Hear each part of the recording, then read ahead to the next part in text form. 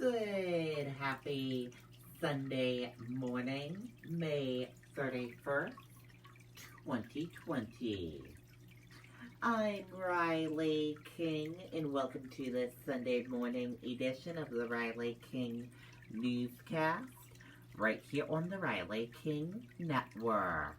I hope you are all having a great Sunday this morning. We have a lot of news for you to get to right here on the Riley King Newscast, so let's begin.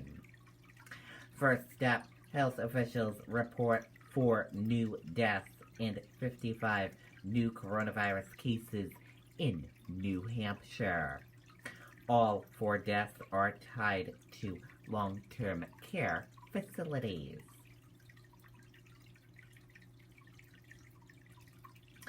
Four new deaths were announced in New Hampshire on Saturday, and 55 new positive cases of COVID-19 were announced as well. All 4 deaths were tied to long-term care facilities. The 2 men and 2 women who died were residents of Hillsborough County. All were 60 years of age or older. There have now been 4,545 cases of COVID-19 diagnosed in New Hampshire. Several cases are still under investigation. Of the cases with complete information, 4 are individuals under the age of 18, and the rest are adults, with 60% being women and 40% of being men. The new cases reside in Hillsborough, 35, Rockingham, 7, Merrimack, 7, Belknap, 2, Grafton, 1, Stratford, 1, and Carroll, 1. The county of residence is being determined for 1 new case. 9 new COVID-19 hospitalizations were reported, with 449 of the 4,545 positive cases resulting in hospitalizations, according to health officials. And now let's take a look at your coronavirus information, what you need to know.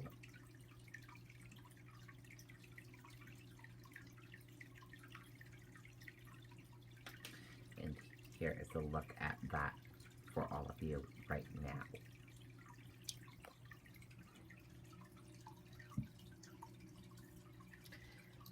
There are 4,545 number of people in New Hampshire who have tested positive for COVID-19. 1,769,776 number of people in the United States who have tested positive. 242 number of deaths from COVID-19 in New Hampshire.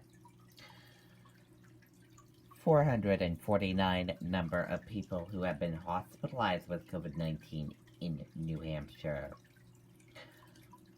103,758 number of deaths from COVID-19 in the United States. This map of New Hampshire right here shows you where current cases of COVID-19 are. Manchester, 407. This map of New Hampshire shows you where total cases of COVID-19 are. Manchester, 1155. Now let's take a look at these 3 charts here. Let's start with the first chart. New cases each day in New Hampshire in the purple, daily new positive COVID-19 cases. In the orange, new hospitalizations, and in the red are the deaths. Let's take a look at this chart here, current cases. In the purple, total current COVID-19 cases, and in the orange, current hospitalizations. And let's take a look at this chart here, total cases. In the purple, total positive COVID-19 cases. In the orange, total hospitalizations. In the red, deaths. In the blue, recovered. Now let's take a look at this chart here, age group of cases. female and male of cases, risk information. Let's take a look at this chart here. Race/ethnicity of cases, hospitalizations, deaths, and percent of New Hampshire population. And your common symptoms: fever, lack of smell, cough, chills, and difficult breathing. How it spreads, and prevention tips.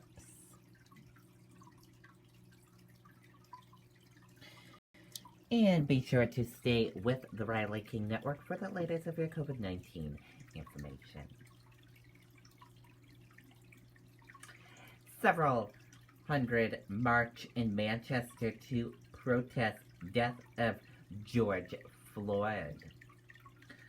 Two taken into custody after altercation with protesters who gathered later outside police station.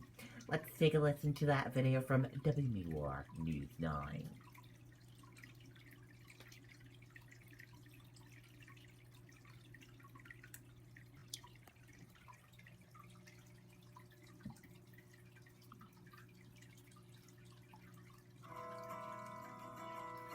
In this life, there are only so many things you can count on. The sun. Hundreds and hundreds poured into downtown Manchester Saturday morning, marching up Elm Street, starting and ending at Veterans Park. Hands up, don't shoot! Hands up, don't shoot! As is the case across the country, this protest comes in the wake of George Floyd's death, a black man who died while in police custody in Minneapolis. The former police officer who was seen in video kneeling on Floyd's neck has been charged with murder. We're losing black lives constantly to police brutality and racism. Constantly. It's not one incident, it's not two incidents. It's constant, and we're exhausted. While violence has erupted elsewhere in the U.S., the protest in Manchester was peaceful.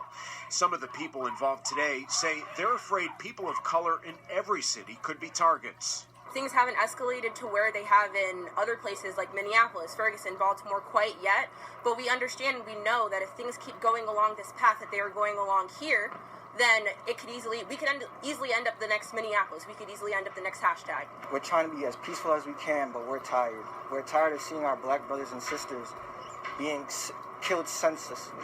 This group is demanding justice, but not just for George Floyd. Everybody needs to come together and support us. Support our movement. Support Black Lives Matter. We don't want to hear all lives matter. We want to hear Black Lives Matter. Governor Sununu releasing a statement tonight saying, quote, "This morning I called the organizers ahead of the George Floyd march in Manchester to let them know the state of New Hampshire stands with them in their calls for justice. This important conversation must continue, and we must constructively work together as a nation to ensure there is change." No arrests were made at that protest, but afterwards, a smaller group marched to the Manchester Police Department. Police say at one point, two people who showed up in a truck who were not protesting started arguing with people who were. Then one of them allegedly got out in a parking lot and displayed a gun. Both were arrested. They've been identified as those two men right there on your screen. The police department lobby was closed as a precaution. Okay, and there you go on that video and that report.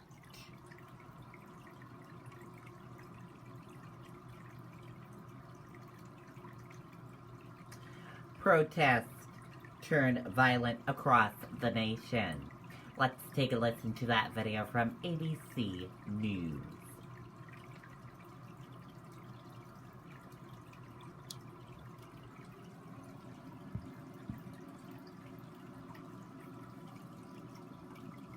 We begin tonight with a nation already on edge in the coronavirus pandemic as protests turn violent across America.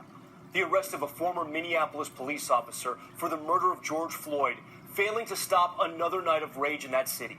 The governor fully mobilizing the National Guard for the first time in U.S. history. The protests continuing this evening. These pictures coming in right now from Los Angeles. police pushing back crowds using batons and firing rubber bullets, a patrol car on fire. And in Philadelphia, police vehicles torched as the crowd swelled. There were similar scenes in several American cities Friday night. An angry group outside the CNN Center in Atlanta, the tense moments you saw right there, playing out on live television. And after the Secret Service clashed with protesters just outside the White House, President Trump casting blame, threatening force, and tweeting a cryptic message about MAGA night at the White House. At the same time, the family of George Floyd requesting an independent autopsy and pushing for the arrests of 3 other officers in that video. ABC's Alex Perez leads our coverage from Minneapolis. Tonight, a nation on edge. For the first time in 164 years, the governor of Minnesota is now fully mobilizing the National Guard. Protests erupting in Minneapolis last night, the powder keg of the crisis. Businesses set on fire as rage continues to boil over for the death of George Floyd while in police custody. The situation in Minneapolis is no longer in any way about the murder of George Floyd. It is about attacking civil society, instilling fear, and disrupting our great cities. The anger now spreading across the country. A protest in Philadelphia that started peacefully this afternoon grew violent, a police car burning. In Los Angeles this evening, police pushing back massive crowds using batons and firing rubber bullets. In New York, this police car in flames. Authorities clashing with protesters, making 150 arrests, charging one woman with attempted murder for throwing a Molotov cocktail at 4 officers. This video showing what appears to be an officer shoving a woman to the ground. Police are now investigating that incident. In Atlanta, hundreds descending on CNN's Atlanta headquarters, defacing property and setting off fireworks. You are disgracing our city. You are disgracing the life of George Floyd and every other person who has been killed in this country.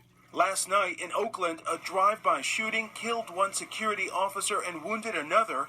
Federal authorities now calling it a case of domestic terrorism. In Detroit, a 19-year-old killed after someone in an SUV opened fire into a crowd. The wave of outrage coming after Monday night's horrific incident where Officer Derek Chauvin digs his knee into George Floyd's neck for 8 minutes and 46 seconds. Across parts of Minneapolis, you can already see several National Guardsmen stationed in different areas. The governor here, for the first time domestically, has activated the entire National Guard, some 13,000 guardsmen ready to step in. Here in Minneapolis, some feel they've been pushed to the breaking point. If we gotta do it the violent way, then that's what we're gonna do, because we're gonna get answers one way or another. But city officials were quick to point out some of those arrested are from out of state. Those folks who are agitating and inciting are taking advantage of the pain, of the hurt, of the frustration, of the anger, of the very real and legitimate sadness that so many of our community members feel. All right, Alex joins us now live from a destroyed building in downtown Minneapolis. Alex, we just heard from the demonstrators there in your story. The tensions are still very high, and officials are bracing for more tonight. Yeah, Tom, authorities are very concerned tonight could be one of the most violent nights yet. They say they have a plan to deal with these violent outbreaks, but have so far not revealed any details. A lot of people here still on edge. Tom? Alex Perez leading us off from Minneapolis tonight. Alex, thank you. Hi, everyone. George Stephanopoulos here. Thanks for checking out the ABC News YouTube channel. If you'd like to get more videos, show highlights, and watch live event coverage. Okay, and there you go on that video and that report.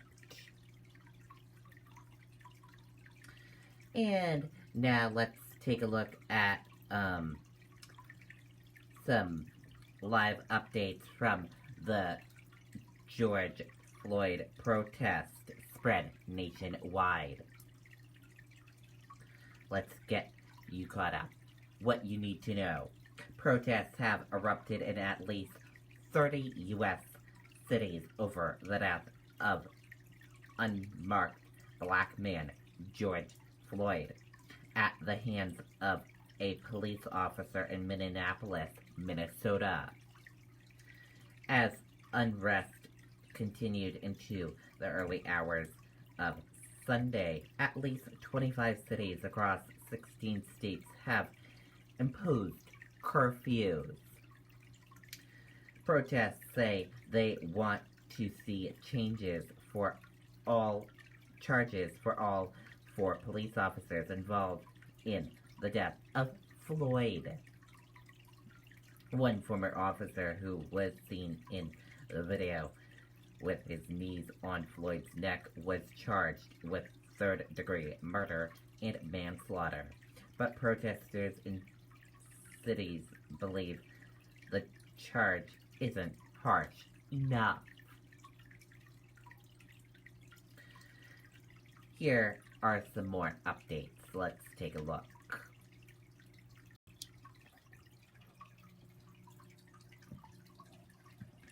Another night of chaos and fury as protesters come out despite curfews.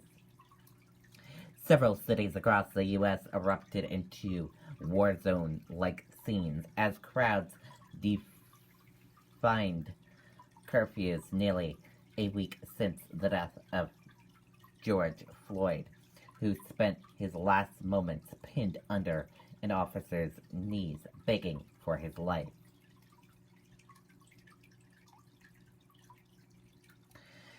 Outrage hurt in shouting through masks worn to protect themselves from coronavirus.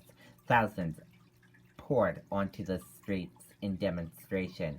While some were peaceful, others ended in chaos and devastation. Some people launched fireworks and threw bottles at the officers. Others torched buildings, burned police cars, and looted stores. Police responded with rubber bullets, tear gas, and arrest. Mayors from at least 25 cities ordered people off the streets. Some states called in the national soldiers by hundreds to respond to the unrest. Arrest injuries reported in Seattle protests.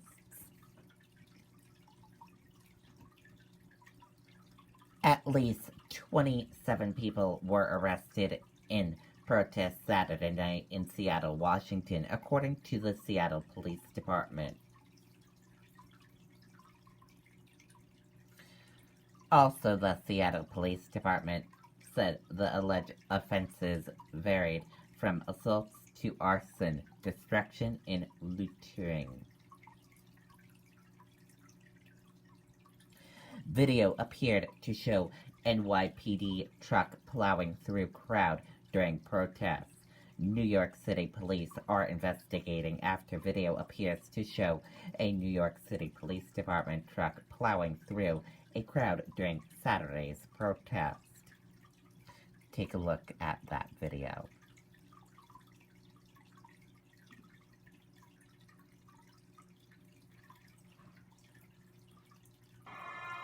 The world's most famous royal family returns to CNN. The final episodes of the CNN original series, The Windsors, Inside the Royal Dynasty, Sunday, June 14th at 9. Some frightening new video. It's from inside the protest a few hours ago in Brooklyn, okay? Now, it's a marked police vehicle. It appears to drive directly into a barrier where a large number of protesters were gathered. So this happened on Saturday. This is an NYPD vehicle. It's hitting that barricade, knocking several people to the ground. The person who shot this video said the protesters were throwing trash and water bottles at the police vehicle at the time. No word yet as to whether anyone was hurt. The video was upsetting, and I wish the officers hadn't done that, but I also understood that they didn't start the situation. The situation was started by a group of protesters converging on a police vehicle, attacking that vehicle. It's unacceptable. So the officers have to get out of that situation. I'm not going to blame officers who were trying to deal with an absolutely impossible situation. The folks who were converging on that police car did the wrong thing to begin with, and it created an untenable situation. I wish the officers had found a different approach. But let's begin at the beginning. The protesters in that video did the wrong thing to surround that police car, period. Okay, you heard it there. Also, a Jacksonville officer slashed in the neck during a protest, sheriff says.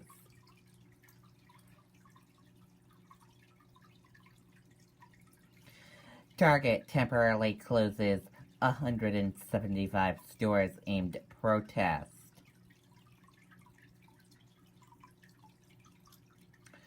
In Minnesota, 71 stores are closed. 49 are closed in California, 12 are closed in New York, and the rest are closed in various other states. Dozens of arrests, no serious injuries in Minneapolis protest. And that is the latest for all of you on this whole protest that's been folding in numerous states. We will be sure to update you and keep you updated on these situations. And that does it for this Sunday morning edition of the Riley King Newscast, right here on the Riley King Network. Thank you for watching this Sunday morning newscast. I'll see you back here later on today for another newscast. I'll have a news report coming up in a little bit. Goodbye, everyone.